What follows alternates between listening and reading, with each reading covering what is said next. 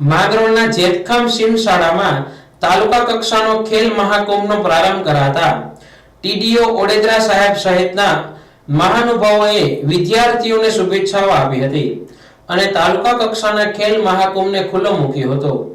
આ તાલુકા કક્ષાના મહાકુંભમાં કબડ્ડી, ખોખો જેવી વિવિધ રમત માટે 48 થી 52 જેટલી ટીમો 7 દિવસ માટે 2000 જેટલા ખેલાડીઓએ ભાગ લીધો છે।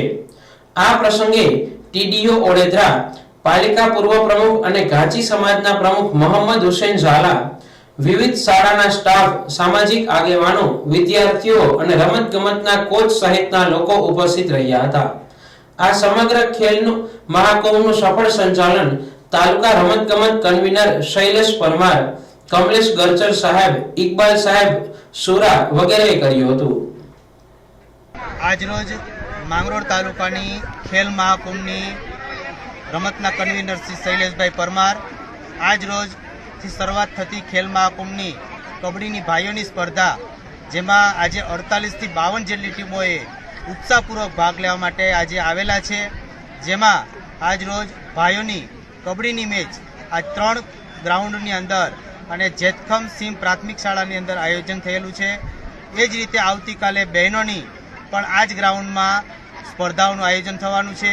એ રીતે ખોખો, એના પછી યોગાસન, વોલીબોલ અને એથ્લેટિક્સ, આ રીતે 7 દિવસ સુધી અલગ અલગ રમતોની સ્પર્ધાઓ જેતખમ અને વિવેકાનંદ ગ્રાઉન્ડની અંદર આયોજન થવાનું છે, જેની અંદર પોલીસ સ્ટાફ તેમજ આરોગ્ય વિભાગની પણ ખૂબ જ સેવા મળી રહેલી છે અને અહીંયા જેતખમ શાળાનો પણ સહયોગ સારી રીતે મળેલો છે। કેટલા ખેલાડીઓ અંદાજે ભાગ લઈ શકશે?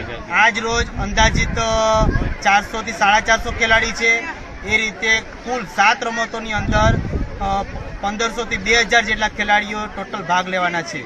હા, જે આ મહા ખેલકુંભમાં જે ઉત્તીર્ણ થશે એ આગળ ક્યાં રમવાના છે? આજ રોજ જે ખેલાડી પહેલો અને બીજો નંબરની જે ટીમો આવશે એ જિલ્લા કક્ષાએ રમવા જશે।